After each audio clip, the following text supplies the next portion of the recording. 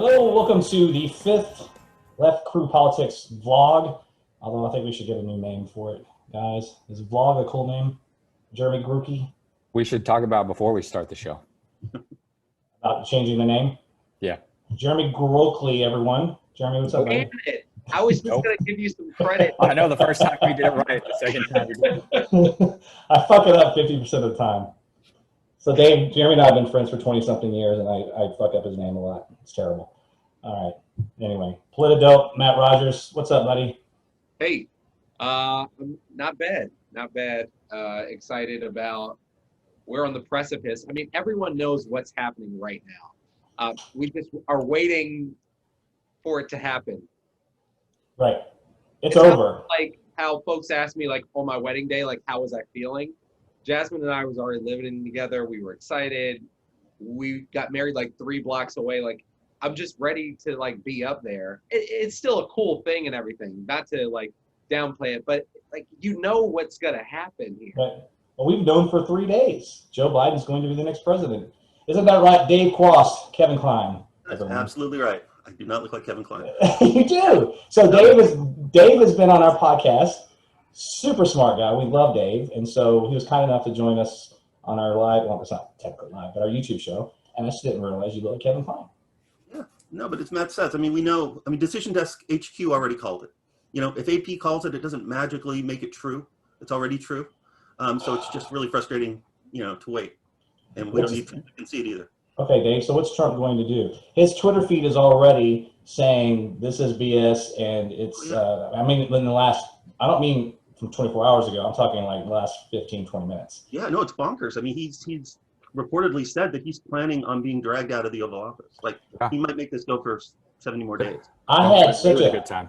I had such a big lead in all those states late into election night, only to see the leads miraculously disappear as the days went by.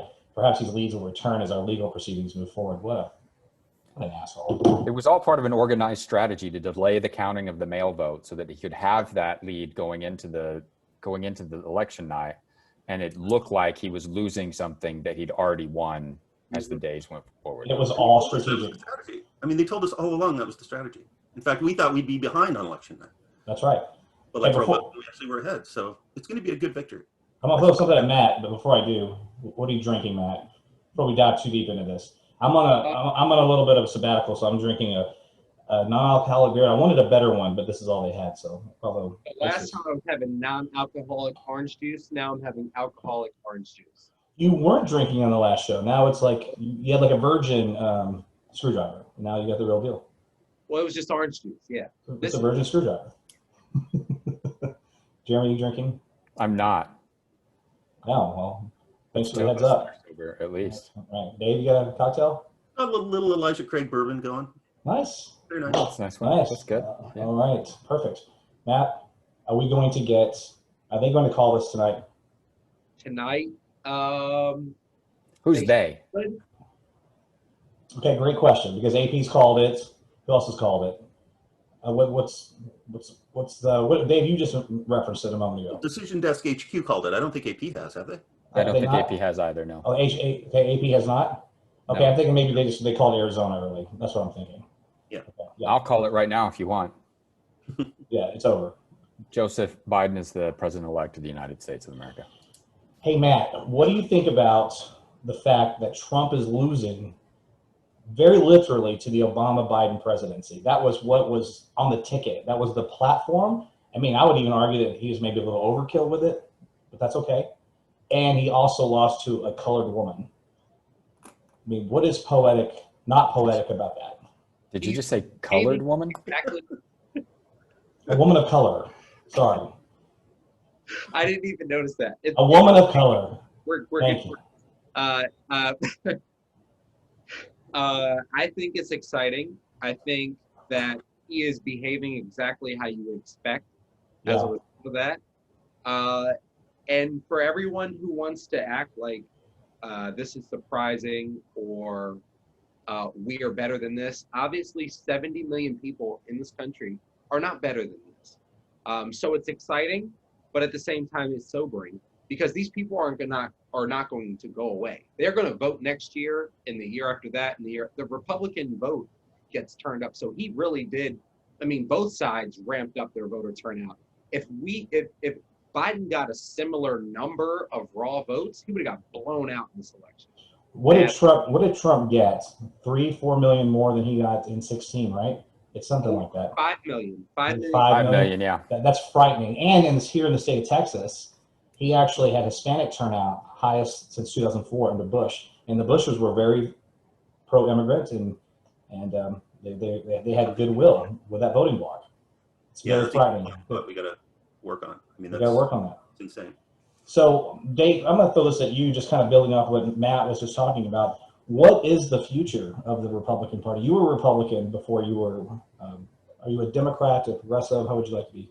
Oh, I'm definitely a Democrat. I've been Okay, a Democrat for ever since John McCain nominated Sarah Palin to be vice president. I've been a Democrat. That's when the party lost you? That's when the party lost me. I somehow had a Dan Quayle blind spot, but yeah, 2010 is when I officially switched parties, but I voted for Barack Obama. He was the first Democrat I voted for president. You have party registration in your state? Yes. Yeah, we do in California. We're open in Virginia. Right. So, Yeah, I used to live there. I remember. Yeah. Yeah. In Texas too, I believe, right? No. I don't know. Texas, you have to register. I have to be a registered Democrat to vote in the primaries, or a Republican. Yeah. Oh, okay. I was trying to look Yeah. up the number of registered Republicans in Texas the other day, and I couldn't find it. Yeah. That's But the population of Texas. So, but Dave, does MAGA, we have this debate, but does MAGA leave? It's not a debate. It's a debate. Does MAGA leave the White House? What is the Megyn definitely leaves the White House. what Not leaving the Republican Party anytime. doesn't okay? I mean, Let's talk about that for a second. yeah. So, this is a cult of personality. Donald Trump has an outsized personality. He's got media behind him. I think he's going to go out and try to buy an ownership stake in OAN or something like that to compete with Fox News. But until then, he's got Tucker Carlson, he's got Sean Hannity. So he has a media ecosystem kind of, pumping him up and telling people what he wants them to know. So if there comes along a personality that could remotely compete with him, then I think MAGA has a future in the White House, but I don't really think there is. To have a cult of personality, you need a personality. And Tom Cotton, Ted Cruz, Josh Hawley, there's actual Cotton that has a better personality than those guys. But we've got QAnon folks in the House. We've got an admirer of Adolf Hitler who just got elected to Mark Meadows' old seat. I mean, it's scary what this has sort of churned up at the bottom of the swamp, and it's going to, I think, take quite a few cycles to get rid of it if Republicans decide they actually want to get rid of it. Matt, I think do you think you're he'll run in 2024, Matt? Will he run? No. No, I don't either. What about his son? Too old. I look You run forward. from prison? Yeah, they'll both be in jail Yeah. or in a non-extradition country. Yeah. Yeah. I mean, maybe. Maybe John not. Jr. has some issues to work through before he can run for public office, quite clearly. Right. I think Cocaine, entitlement, and stupidity. It's projection every time he talks about Hunter Biden. Yeah. I do think Dave made a good point that the churning at the bottom of like people used to refer to this as like the lowest common denominator in our politics, and I think that it's inevitable. The numbers are just in favor of someone actually smarter than Trump learning from all of this and trying to do this in a less stupid and ham-handed way. And we've got to stay vigilant because there's going to be another charismatic asshole who, at the end of the day, is interested in criming in impunity for 4 years to commit tax fraud and a variety of other schemes to stay in office. I think the problem is that smarter people than Trump have been doing it to the Republican Party for close to 35 years. But we keep saying they've churned something up in the Republican Party, but that's not really what happened. The base was cultivated, and they were sold this idea of Republicans as these freedom defenders and Democrats and liberals as socialists, and they want to take all of your guns and they want to destroy your religions, and they've ginned all of that up through racism and hatred in a tribalistic sort of way. And what happened was, over the course of 30 years, as the Newt Gingriches were doing that, they created an entire base of true believers. And now those true believers have come up and they are the party and they are running for office. And because their message fits what the previous leadership was saying for so long, it just is a natural fit for them to slide right into that leadership. So it's not just that Trump came in and was a symptom or was the cause of something. He was the symptom of irresponsible Republican strategy for over 3 decades. Yeah, I mean, it really got started with Rush Limbaugh, and it's slowly kind of, because I saw it happen in real time, and I was listening to those people. I was listening to Hugh Hewitt as recently as 10 years ago. I thought he actually was a person worth, who had something to say. I mean, it was very insidious, and now Hugh Hewitt's the a good mask is example. off. Yeah, Hugh Hewitt's a good example because he was insidious, but he always seemed to maintain a certain modicum of rationality. He did. Right? And as the base got worse, he got worse. Exactly. Right. Yeah. So it was a self-reinforcing cycle where one person sold something irrational, those people bought it, doubled down on it, and fed it back to the people who sold it to begin with, and they doubled down on it and fed it back to them again. Yeah, So exactly right. has stretched that credulity as far as it can freaking go. right, to the point where they don't just believe that that Democrats are going to take your guns, but that Democrats are running pedophile rings out of pizza parlor basements in Ohio. They actually accept that stuff as if it's possibly true.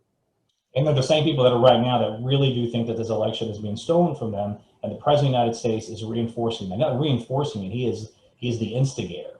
He is the catalyst of this. I'm telling you guys, this is dangerous. I'm not being hyperbolic when I say No, that. it is. It's very literally dangerous. I mean, we have to figure out what to do about the fact that there's an entire media ecosystem that 40% of the country are just closed off in, where they're being fed lies. And we have to come up, because the 70 million people, as Matt said, they're not going anywhere, but they also have to be educated somehow, and or brought along. They're going to live among us, right? Yeah, It's true. People so we keep need. saying, I mean, Joe Biden yeah. might be the guy. Maybe Joe Biden's the guy that can say, in a more sort of fulsome way, like, am I really a radical socialist? Am I really going to take your guns? I think he's not. I think you're absolutely right, and I think especially because of the time we're in, and Joe's whatever he focuses on when he gets in there, because I think he's going to win. We all think he's going to win. He gets in there. I think he should get people jobs, and I think he should get some rural broadband. Now, I'm like a guy who lives in Northern Virginia. I'm from Philadelphia. Like, I'd love to. I'm a supporter of universal health care and green energy and everything.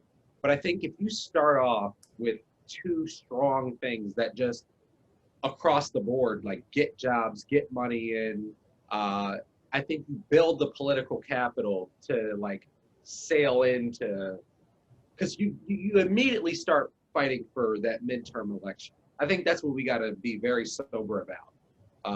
And if we don't have anything to show, make Mitch McConnell say no to jobs. What I think. Right. Because Maybe it'll we have be. infrastructure week for a change. Is there any possibility that we're going to flip the Senate in this cycle? If we get Georgia, Yeah. Like But possibility. yeah, I mean, I know that, but do you think that's possible? I know the Lincoln Project has already said they're going after that. I mean, as I think I've tweeted, Jeremy's favorite organization. Purdue and Loeffler are uniquely shit tier human beings, and they're criminals. I mean, they're Literally traitors. They can't speak cogently about policy. And if all the money and all the focus is there, and there's a lot of focus on Republicans, and I can talk more about the Lincoln Project if you want, excited. There's a chance. There's a chance at least getting one of them for sure. Yeah, Warnock has a lot of capital there. I think Warnock is almost a definite. I mean, I was looking at the results of the election that just happened, of the vote that just happened, and there were like 10 people running in that race. So it looks like there was one Democrat who got 33% of the vote, and then 2 Republicans right behind him who got right under 50%. But that's not really what happened. There was 1 Democrat and about 8 other Democrats who ended up getting like 47% of the vote. And then those 2 Republicans had like 46% of the vote. So if that carries over, I think that Warnock can really, really pull that off. And I think that the more people see Ossoff and Perdue in contrast, the more likely it is that Ossoff is going to be able to pull that off. I wasn't even a huge fan of Ossoff. I mean, obviously I wanted him to win when he ran for the special a couple of years ago. he really looked like he like stepped into the moment. Like when he was chiding Yeah. Purdue for canceling the debate, that was actually really good. Yeah, he Really was was. brilliant on the debates, or the debate, because Purdue backed out of the other one. By the way, not to change the subject, this is real time. Pennsylvania, okay, 96% in, too close to call, 20,000 votes, Biden, and it's all like the city. I mean, this thing's over. I want to read something my buddy Adam Best tweeted just now. The media is not calling an election that is obviously over because incessant right-wing whining has conditioned them to walk on eggshells. Stand up to the bullies and get it over with. Every minute they waste strengths in Trump's ability to undermine democracy and incite mayhem. It's a great tweet. He's right. This is over.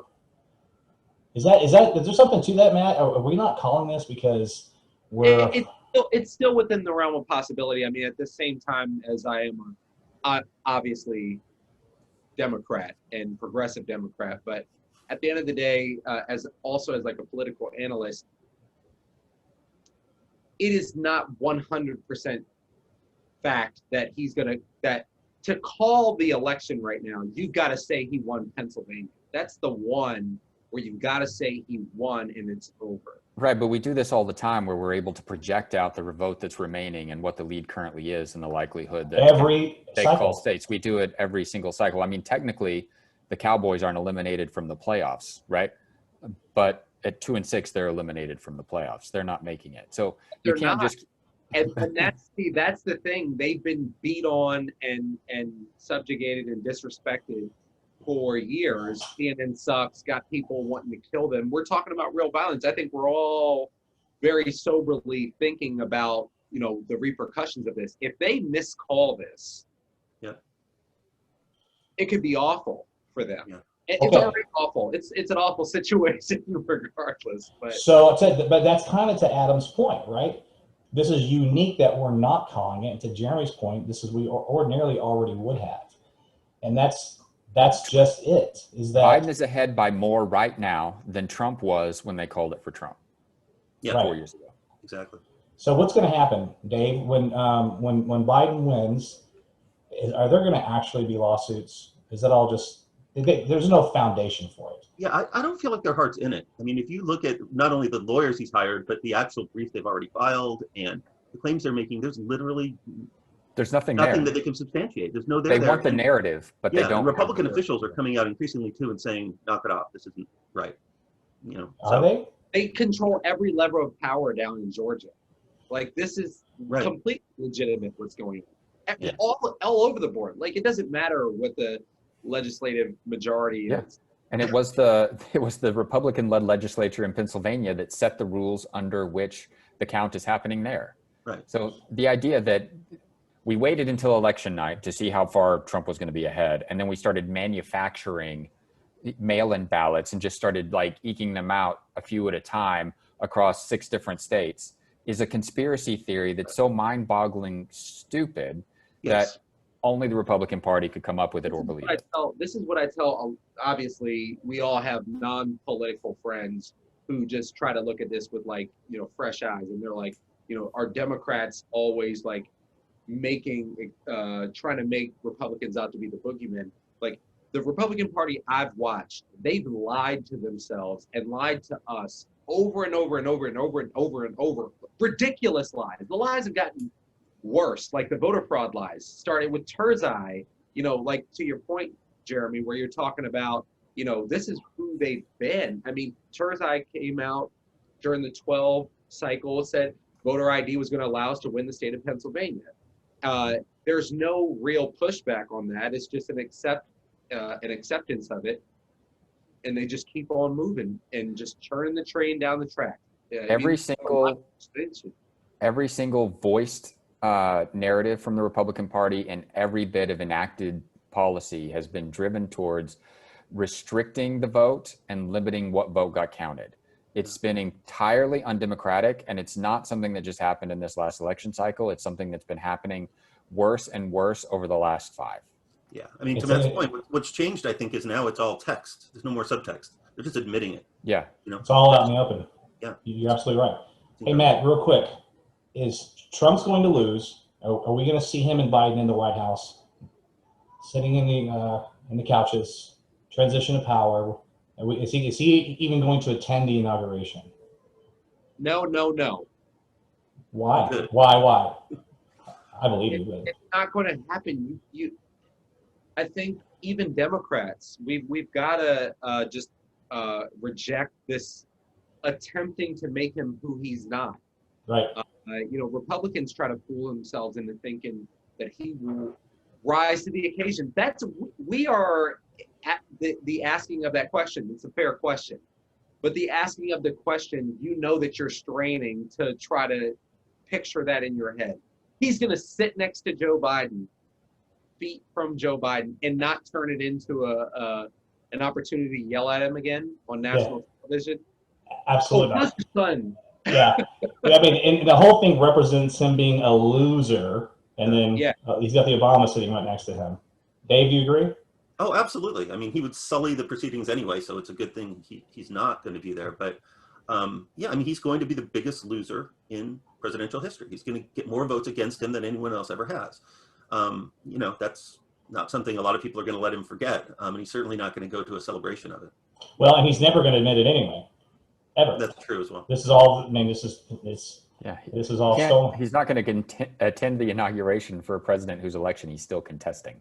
And I think we have to, and that's part of why I'm doing something that I'm happy to talk about people with on the other side about, attempting to be not just a thought leader, but a political leader, is because we've got to push back more strongly on these lies about, he's going to say that, this thing was rigged.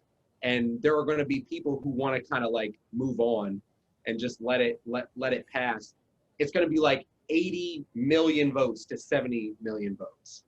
And there are folks who are already trying to spin this as a failed election for progressive ideas. We don't even have the results yet. And folks are trying to say, this is why you can't run progressive candidates. That's something that, obviously.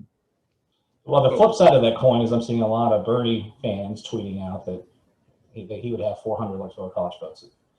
Yeah, just as maybe the most progressive and left-leaning person in this group. I voted for Bernie in 2016. I voted for Elizabeth Warren in the primary this time. Those people are insane. I don't know. I see a lot of them go, oh, well, Biden just barely won and Bernie would be running away with it. And where did the extra votes come from? The reason that why couldn't he get the nomination? Right. Well, that's a whole nother story. We can talk about that. But not enough people voted for him. Not enough people voted for him, right? But one of the reasons that Trump was so successful in driving the turnout that he did, and especially in Florida and in Miami-Dade County especially, was because he was able to paint Biden as a socialist Castro sympathizer, right? So far left. Yeah, absolutely. So I don't see where Bernie picks up Florida. And after Florida, I mean, we already won Michigan, we won Wisconsin, we're winning Pennsylvania. We're going to flip Arizona. We're going to flip Georgia. What other state was Bernie going to flip that Biden's not flipping? Now, we might have ended up with the same result. We might have ended up with the same result, but Bernie's not going to run away with it to 306, beyond 306. I do think that Bernie puts Arizona away a little earlier, Nevada, Texas. I think you have. So I think Texas, yes. No. I think you're drunk.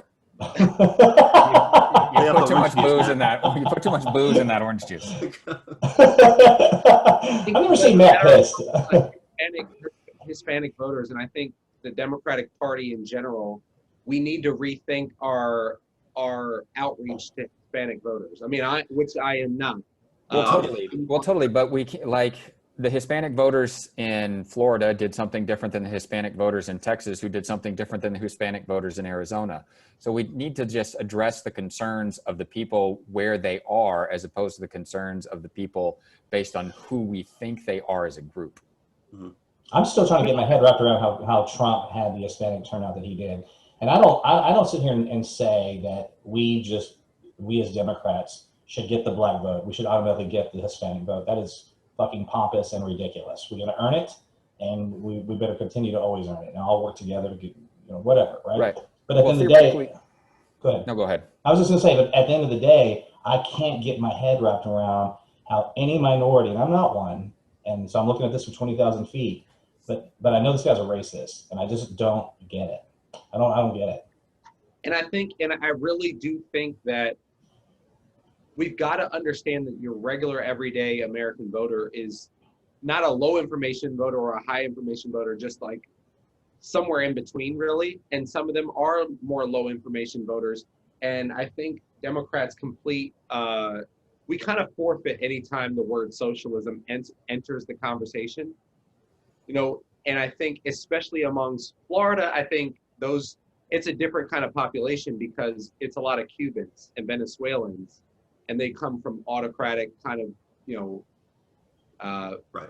places. It's a different deal, but you should have that kind of economic discussion of like, I don't hear national Democrats saying like, we already have socialism all over the place. Like you'll hear it on podcasts like this, but as far as Democrats are concerned, it doesn't matter if it's a left-leaning policy or a centrist policy. The Democrats suck at explaining and defending their policy. So, I think that there's a lot going on. The police. There's a lot going on with that dynamic and how we communicate with voters. But I think that getting in and really having a better on the ground, especially in rural areas, interaction with people and being where they are and meeting them where they are and explaining to them how our policies benefit them, as opposed to trying to craft policies and communicate policies that we think meet their delusions, right? Yep. So one of the things I wanted to mention earlier was that people talk about people who live in this area or people who live in that area are living in two different realities. Republicans and Democrats, they live in two different realities. They don't live in two different realities. There's one reality, and within that reality, there's a bunch of people who are divorced from the facts. So we have to bring those facts into that bubble, and it's going to be really hard for a really long time because it's really hard to disabuse people of a delusion that's not built on facts by presenting them with better facts. But we have to be there and communicating those things and communicating those policies as opposed to running away from them, which is something that the Democratic Party has done for the last 30 years. As soon as we feel like we're going to get pushback on a policy or that the Republicans are going to call us names or say bad things about it, we say, well, we don't need that. And to Matt's point earlier, in doing so, we've constantly ended up chasing a center that's always running away from us. And the Republicans have dragged the spectrums, to the right of Mussolini, while we've alienated an entire part of our party that we could be cooperating with and working together with to craft real policy and real messaging that meets people where they live and communicating that to them in ways that they understand. And right now we're not doing it. No, we're not. But, I think it's important too, as probably the most centrist person here, to talk a little bit about the coalition that was sort of formed that made this happen. Because Trump did get a lot more votes, but we got a lot more votes where we didn't before too. We got them from the Black community, obviously, and we got them from the suburbs. And the suburbs weren't got by leftists running around with Che Guevara flags. Those are the people who were turning off Cubans in Miami. People who fled Castro don't want to see socialism talk because to them it resonates differently than it does to folks elsewhere. But I'm going to give a shout out to my friends at the Lincoln Project and Republican Voters Against Trump, because some of those guys, they're going to go back and work in Republican politics, maybe. But I know a lot of these people, and they understand. A lot of them understand their responsibility, just like I do, of if not complicitness, at least just not seeing what was happening before their own eyes. And I think their commitment to electing Democrats until such time as there's a viable other option, maybe a center-right option, is sincere. I think they're going to do a lot of work in Georgia. I think they're going to do work beyond that. And they are the ones who were able to speak to the people in the suburbs, I think. And that was their really relentless focus.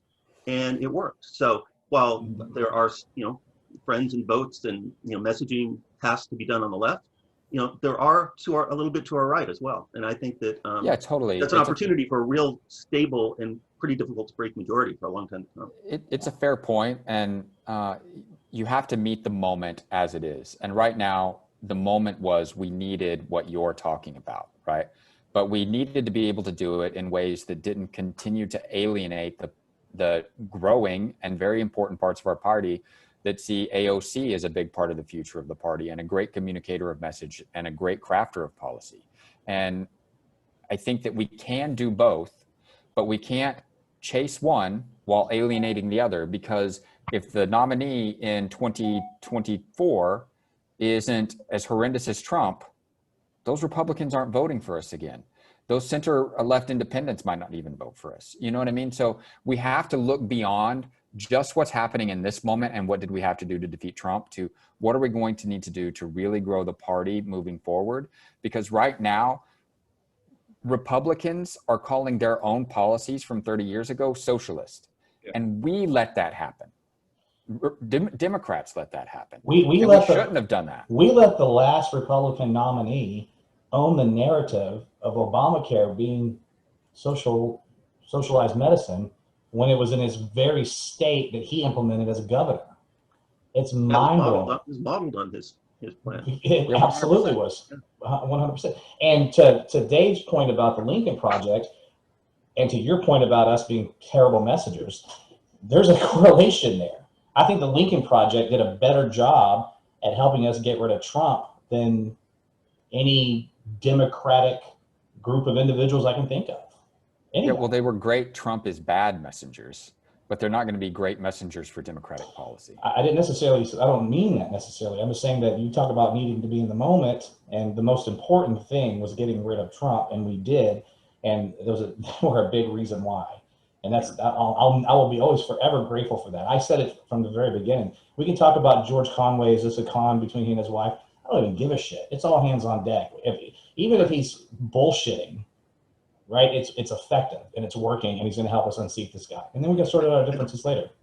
I do want to give a shout out to Biden's rapid response ability, though. Like, whoever was running that shop did some great work, put out great videos in response to things Trump did in real time. It was really sophisticated. So I think that, some real talent, campaign talent coming up in the party, which is great. We need to harness that and learn from the folks on the other side who are doing it better. So Dave, just real quick, you don't have to say the names you don't want to. Do you know Rick Wilson personally? No, I don't. No, okay. It's a guy like that here with that. Yeah, but I mean, even the guys at the Bulwark and Sarah Longwell and Charlie Sykes and Tim Miller. I mean, these guys are, I've been on their calls. They get thousands and thousands of people to join their calls. There's sort of a hunger for a centrist message, not a mealy mouth message, and not a we don't care about policy message, but we want to save the republic sort of message, and it's all hands on deck. And maybe we won't be in an existential crisis in 2024, but I kind of have a feeling we will for 1 or 2 more cycles. So I don't think Joe Biden's going to be a 2-term president, and Matt, I don't want to be what's the word I'm looking for here? I don't want someone to think I'm mocking the man's age, okay? But I don't see him running for a 2nd term. No. Does anyone on this show tonight? Jeremy? Dave? I don't know. No. I think if the man's going to get elected president, that's up to him. I could certainly see him choosing to retire and hand it off to to the next generation, obviously. But we'll see how it goes. I think he should govern on the platform personally. I'm going to be here working 4 years straight, my ass off. I'm not going to spend half my first term trying to get reelected because I'm not even trying to. I don't know. I've said that on the show before. I really do I believe that. But it's a reset. Hey, I'm here because we had a goon in this White House. And I flew in. I disagree. We have really clear and needed policy initiatives that need to be moving forward, and you can't do that if you're starting off by saying I'm not going to be here in 4 years, because then the discussion becomes, what are the people campaigning to replace you? What are their policy initiatives, and what do they want? There's something to be said for that. That's a fair point. I still think that anybody's going to say anything in opposition. So I'm probably the only one on this call who supported Kamala the whole way, including the primary. Actually, no. My initial dream ticket was Beto Harris. Just to be. I like Julian Castro as well. Oh, he's great. I like Castro a lot. Dropped out before my wife and I would have both voted for her. I was kind of heartbroken. I was heartbroken when she dropped, because she was ahead of so many guys. Yeah. Guys who ended up staying in the race. Yeah. But she never lost. No. But Dave, I saw the firsthand enthusiasm of Beto's Senate run, and it was inspiring. Yeah. particularly down in Austin. It was just one of the most awe-inspiring political things I've ever witnessed. And so I really had a big hope for his political career. And I still think we haven't heard the last of him. And I think he was relatively effective recently. But obviously my opinions of him have changed a little bit. You can't go around talking about, even though I agree with him, when you really are talking about we're going to confiscate guns, that just that feeds the narrative. We got to be really careful about that, right? We can have these discussions, but That was a big swing. the big what? Basketball or baseball. That's a bit. That was he really swung at that pitch. He hard. did. He did. But after the incident in El Paso, like that was a shining moment. And I feel like I hate to say he had an opportunity because it's such a horrific thing that took place. But there's been a couple times with his career that it always truly affects people's lives. So that's another thing that Democrats have to get better at. Republicans are exploiting the fact that they lost an election right now. Democrats are afraid to exploit very real things, and it's like that's the name of the game. That's what you're doing. You're talking about the real experiences of people. So it's like exploiting is you're talking about the real experience. Yeah, somebody got fucking shot in the face. Excuse my language. That's what Beto said. Yeah, he did. Yeah. Hell yeah, we'll take your guns. That's not the right message for that stage. I volunteered for him towards the tail end of his presidential run. It was pretty frightening. I was in downtown Plano, which is right across from a bar I'm partners in fact. So it's like it's my place of business. So it was horrifying. And there were a bunch of guys, man, AK-47s, big flags, come and take it. And they're like 20 yards from me. And it's Texas, so you can do that. And it was just not. And then there were Plano police. It's just a suburb north of Dallas, man. This is like, Yeah, I had friends from here fly down there to volunteer for Beto, and it sounded kind of fraught. Yeah, after the gun thing, absolutely. Texas is always fraught. But while we're on the subject, I was gonna say this real fast, and we'll change the subject. Was the topic of guns and gun violence mentioned at all in this campaign? It just dawned on me. No, and not once. And that's what I wanted to. That's one of the things that I sort of wanted to bring up as part of, a tail end rejoinder to my reach out in rural areas. Is like if I could pick one issue that Democrats more or less just gave up on and stopped talking about, it would be the gun thing. Like it's not going to go anywhere. It's not going to change. It gets worse. The rhetoric against us gets worse and worse, even though we do less and less. Right. And so no matter what we do, it's always going to be cast as, hell yes, we're going to take your guns. And that message is not ever going to sell. It's a horrible, horrible message. Almost every Democrat agrees that reasonable gun ownership should be a right that people have. But even when we talk about reasonable restrictions on purchases and ownership, it is twisted and turned into, we're going to steal your guns and then send in the black helicopters and turn you all into Muslims and give you abortions. Like it's a keystone issue that is a trigger for almost everybody in rural America. Mm-hmm. But I think that Biden still was not unclear about what he would sign as president. I don't think that, I think it came up during the presidential primary, and the primary, because Biden was on stage with Beto when he said the hell yeah, take the guns. I mean, it wasn't like Biden like completely flubbed it. He got the nomination of the party. Who cares about this issue very quickly? I think in the general, it did not come up in the general, but it definitely came up in the primary. Well, and maybe, Matt, maybe one of the reasons it didn't, because they knew that Trump would bounce all over it. And why bother? We're not going to have an intelligent debate about it anyway. Let's get rid of this asshole. Then maybe we can actually have a discussion about it. That first debate was the worst thing that I've ever seen. His press conference yesterday was worse. 70 million people voted for the guy. I don't understand. Yeah, we said earlier Biden got more votes than any candidate in history, but so did Trump. That's true. And he also lost by more. He also got more. And this is an interesting point. Like, Trump lost by 3 million votes and got 306 electoral votes. Biden will win by over 4 million votes and get 306 electoral votes. That's a 7 million vote difference with no change in the total of the electoral college. And that's not a sustainable democratic system. No, it's got to go. Matt, you agree with it, right? Yeah. And that's one of the things that if people want to, I just don't talk policy. I mean, I like bullshitting with you guys, to be honest, but I am actually running for office. That's something that I'm very serious about. I talk to constituents day to day of my member that I work for, who feel this way. It's just it's ridiculous, and I live in a state that has gone through the changes from being a red state. Obama won in 8. The Republican governor won by, I think, 16 points the next year. Red state with a Republican state government, state house, state senate.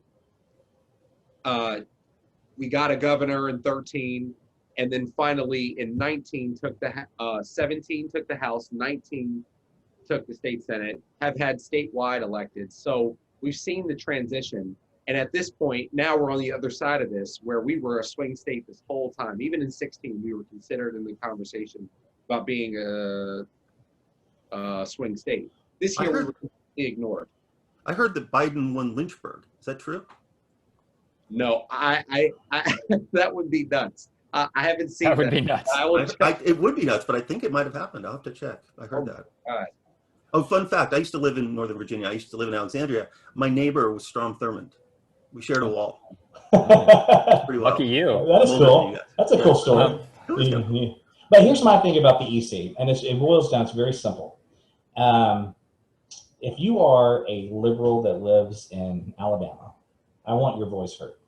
If you're a conservative that lives in Vermont, I want your voice heard.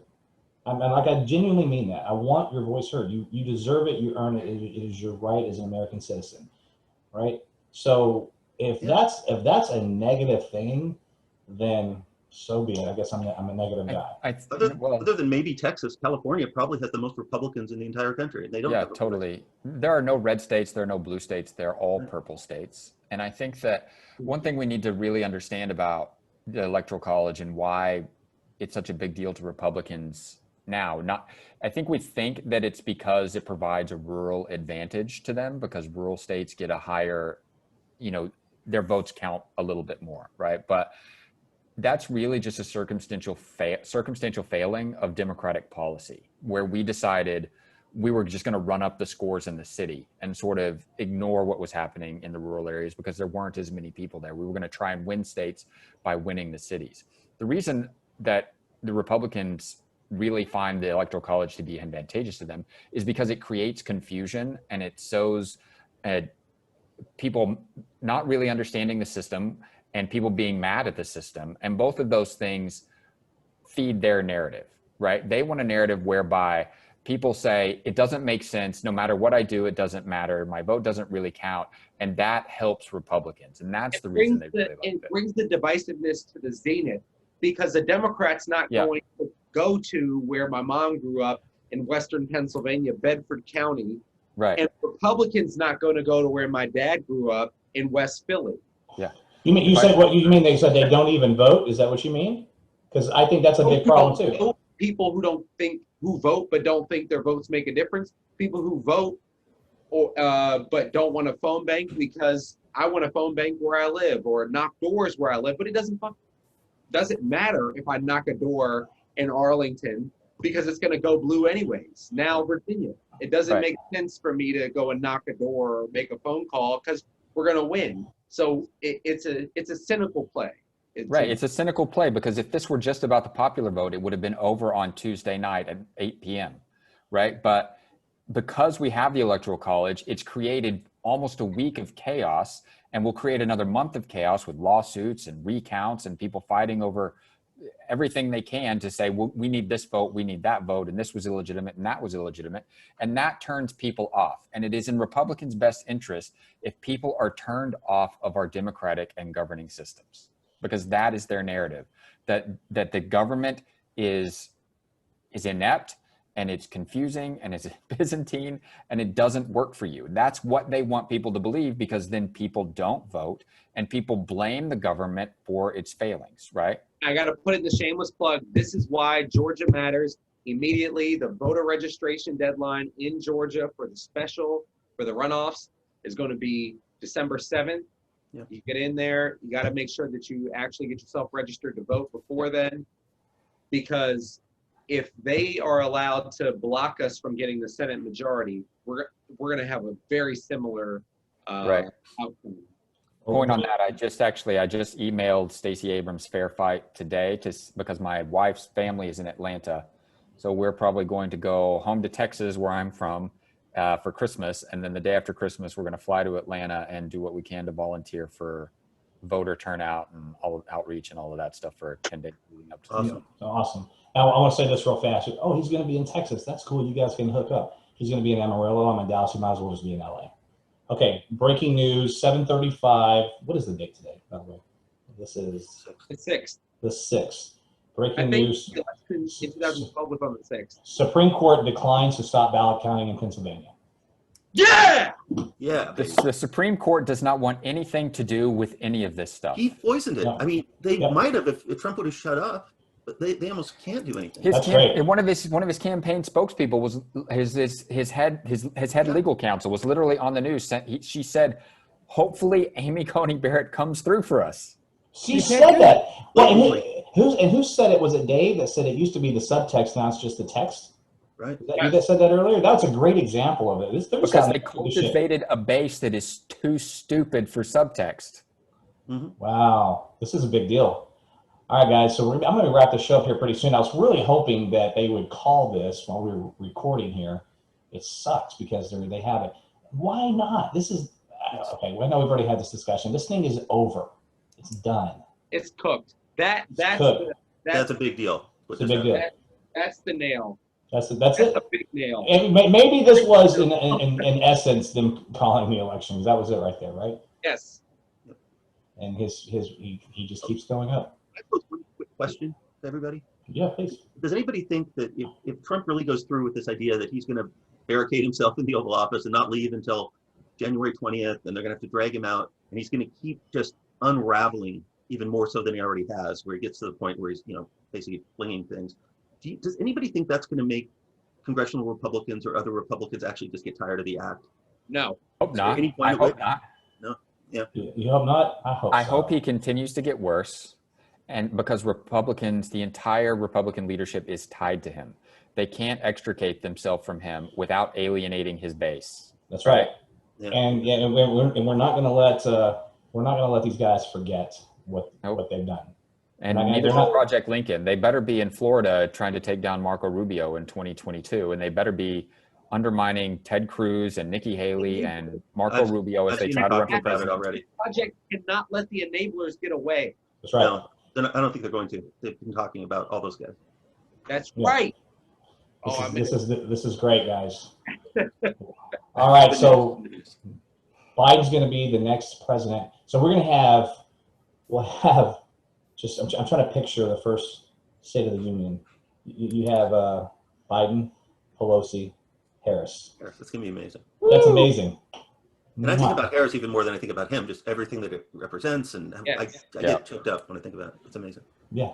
Here's my question. We asked about the inauguration, but do you think Trump is even still going to be in the White House? Like, is he going to finish out the term? Probably be in airspace over the Atlantic. Right. So you're saying that UAE. Biden's going to be the 47th president? Is that what you're saying? No, that's not what would happen. But I think that I'd say there's probably at least a 40% possibility that Trump resigns before January 20th. Really? Actually, Why? resigns. I like that. I like that. But then Pence will becomes say- the president. I will say with the other Yeah, six, for 6 weeks. this is the most dangerous time since World War II, I would say. I The would next say 70 days, yeah.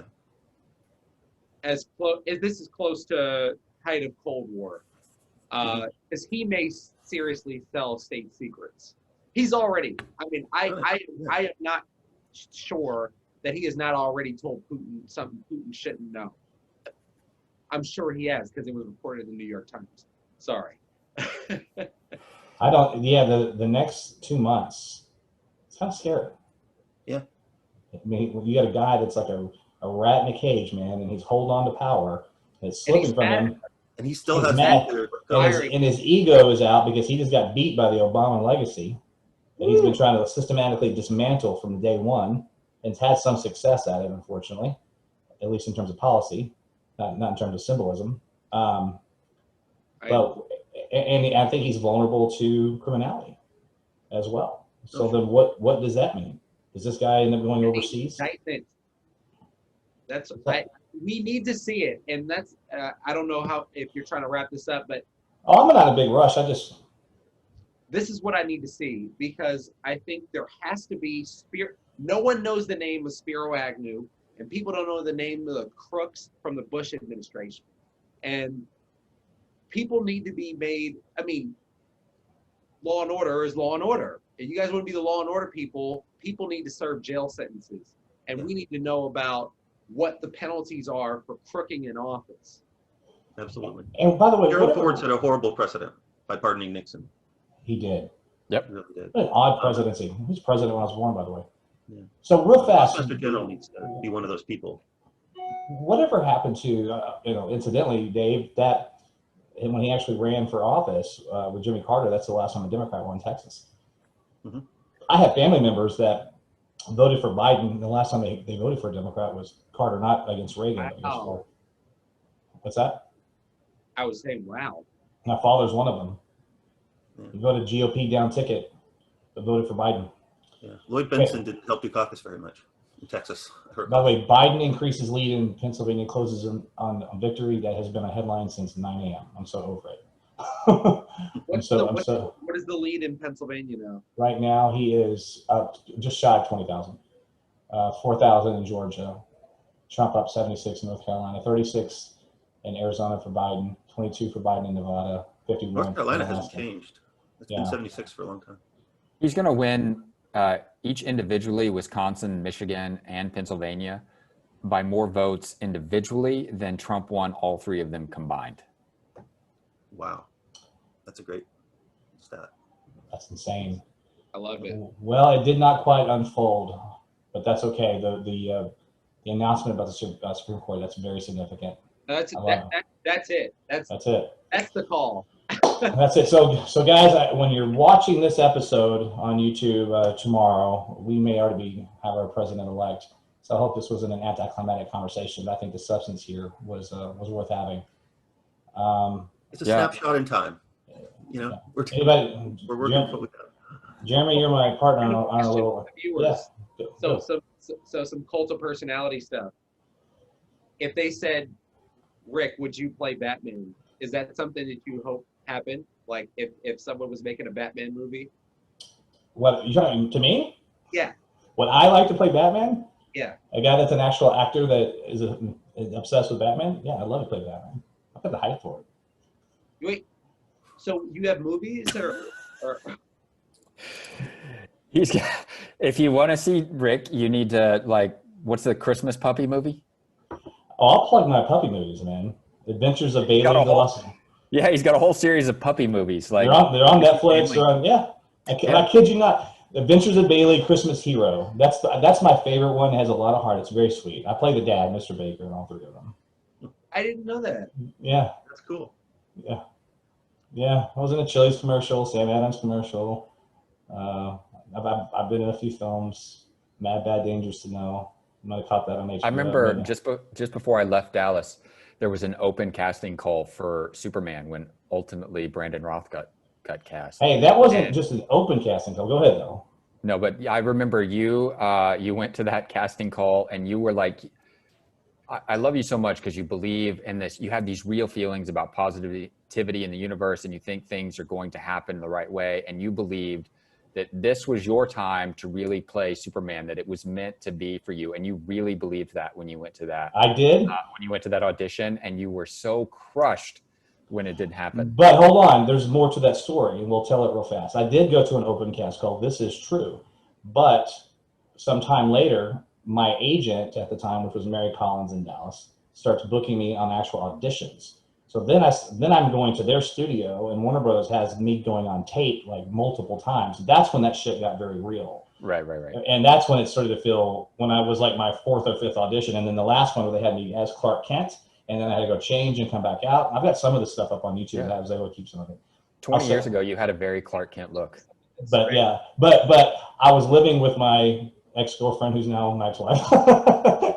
I'll never forget. I walked by, she had the computer pulled up. She was like, "Hey, babe," and there was this black and white 8x10 photo of this bartender from Iowa named Brandon Ralph. I was like, "No." So, but anyway, I think we really hijacked this whole thing, Matt. What were you asking me about Batman? You opened up a can of worms you didn't even know existed. No, Jeremy added great context to this. So you are still holding out hope that you will be back. No, it was Superman, and no, but I was hoping that maybe in the Robert Pattinson, Matt Reeves film, I could play maybe like his dad. Maybe I'm that gets shot or something. I'm Thomas Wayne. I think that ship has sailed for me to play Batman. So, Well, there is the whole Batman year 20. well, Michael Keaton's about to play Batman again. Yeah, so totally. Never The say Dark never. Knight stuff. He was in his 50s in those movies. Dave, did you know that Michael Keaton's returning as Batman in a major motion picture? Dave's like, I don't really care about Batman. What that Michael Keaton Batman, for last random bit of nothingness that people may not care about, but that one was like the 92 Batman, right? Keaton. 89. 89 was the first film, and the 92 was the sequel. 92 was when they had like Kiss from a Rose or whatever. Yes, no, that was 95. That was the Joe Schumacher, Val Kilmer. Val Kilmer, yeah. That was Val Kilmer. Michael Yeah. Keaton made a great Biden ad, just to bring it back to politics for a second. Yeah. And you know what? One of the things about it that was so great, Dave, is he said, you don't have to listen to me, but I am freaking Batman. Yeah, he did a whole. He didn't just do the ad, but he continued to do stuff on his Twitter feed and through social media. He did a whole thing with his Pennsylvania hat on, his Pitt hat on. He took that off and put on his Biden hat. And Yeah. It's great. it was really good. Hey, listen, we have defeated this guy, and there's nothing more satisfying in all of my years of loving politics. And listen, it's not lost on me too that set aside anything personal that may I've gone through. We've all had our own issues. This is a really tough year for most of us. It just is. COVID has wreaked havoc on most of us financially. If not, we've definitely got loved ones that have gone through it or gotten sick. It's been a rough year, and I'm in the hospitality business, so it's like been really extra bananas. But there's something about leaving the shitbag year and we're leaving behind the shitbag president that makes me feel really good about 2021. Yeah, It it's just exciting. does. I mean, We'll have a president. what's Oh, last little bit of so we did personal with you being an actor. My son will be born on 1/21/21. Awesome. Day after Nice. Education Day. Perfect. It's one of those Well, situations where you can time it up how you want it. We had already had that set, but it was like, oh God, that's gonna be it. So let's Yeah. That'd be My great. kids had to grow up thinking this was normal. So yeah, and Dave has twins, triplets. oh, triplets. Oh, yeah. That's right. My apologies. Triplets. Yes. That's crazy. And another one too, another adult. But yeah, So I celebrate with my 9-year-old tomorrow, and she's privy to all this stuff. She sees Trump and she gets it. He's nasty. And, I tell her all the time, I told her tonight, I said, baby girl, I would never tell you to be a Republican or Democrat, but this is a bad dude. This is a bad Well, guy. she was like a little girl when Obama was leaving. Yeah.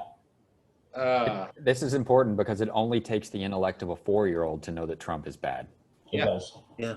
Because he acts like they're not supposed to act like at daycare. I mean, it is weird. I mean, kids are repulsed by when they are handed to him. I mean, dogs run Yeah. away from him. It's really true. It's very You know? true. Absolutely. All right, Dave, why don't you plug some stuff, man? Let's all get out of here. What do you got? Well, people can follow you on Twitter. What's your Twitter handle? Yeah, my Twitter handle is just my name @Dave Quast, and yeah, love to have anyone follow me. Hopefully, I'll be able to tweet more about the Seahawks and less about dystopia going forward. But there'll still be plenty of politics. Nice. Jeremy, I know this is our show, but have any final words? No, Dave, I'd love to have you back soon when all this other stuff is settled down to just talk about our differences and where Democratic policy should be going over the next 4 and maybe 8 years. So That'd be great. we can figure out how to get the centrists and the leftists to sort of meet in the middle where Democrats used to be. Left of center. Yeah. Left of center. left of center is where I would like to be.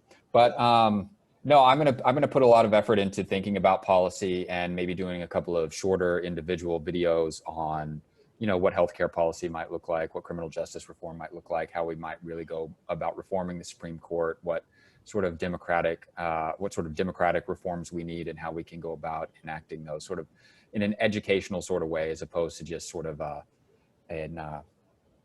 proselytizing sort of way. You're great. Mr. Rogers, what's up, man? Uh, Politidope. Yeah, I guess you can follow me at Politidope. If you do, warning, you'll see a lot of stuff all the time. And if you like to see less and you'd like to see just more of a candidate kind of profile, I'm also at Matt for delegate. I'm running for the Virginia House of Delegates. We were built to be in the off-year elections. I started early, so folks knew even after we defeated this nutcase that it looks like we're about to defeat, but we still got work to do. And I'm excited to have met Dave. Dave, we've been following since I started back on Twitter, actually. A long time. A long time, yes. Yeah, awesome. It's cool to actually have a back and forth here. Definitely. You know, So I'm when's your primary? Next June. Normally it'd be in June, but it'd be in this. Because of redistricting, it's up in the air. So I always tell folks next summer. All right, cool. Well, if I'm in DC, if we're traveling again, I'll knock some doors for you. Yeah, I was serious when I said I'd come help with your campaign as well. I mean, I'm trying to get my wife knocked up right now, so that may be a wrench in the works there. I might not be able to travel. All right. I can't wait for you guys. Not right this minute, like just at this point in Well, for a second there, I was like, general, like for she's not here right for a now. second, I was like TMI, and I was like, no, that's not what he means. That's a different. I did that on a different podcast. That's a different website. That's a different website. Pornhub or something like that. I know you keep sending stuff for it. But I want to say something real fast about. It's one of the things about Twitter. It can be just a hellhole of a site, but then we can also make actual real friends. And I've not even met you guys in person yet. I consider you guys friends, genuine friends. Zaki Hassan, who I can't wait to. I'm really excited to get him on to do one of these with us. And man, we send each other stuff for our children in the mail. We've never met in person. We've just podcasted together all these years. And the coolest part is when you get to meet these people in person. So a 2021 goal, hopefully with, God willing, COVID doesn't go away, but it subsides where we can do a little more traveling. Hopefully I can do both. Absolutely. All right, thanks for watching. President-elect Joe Biden tomorrow, guys. Woo! So follow us at Left Crew Politic. Follow us on Facebook. Hit us up on YouTube. I'm Rick Shue, Jeremy Grokey, and we have this other guy. We won't say his name. You did it twice right tonight, You Jeremy. did. I got it. I was impressed. All right, thanks for watching. See you.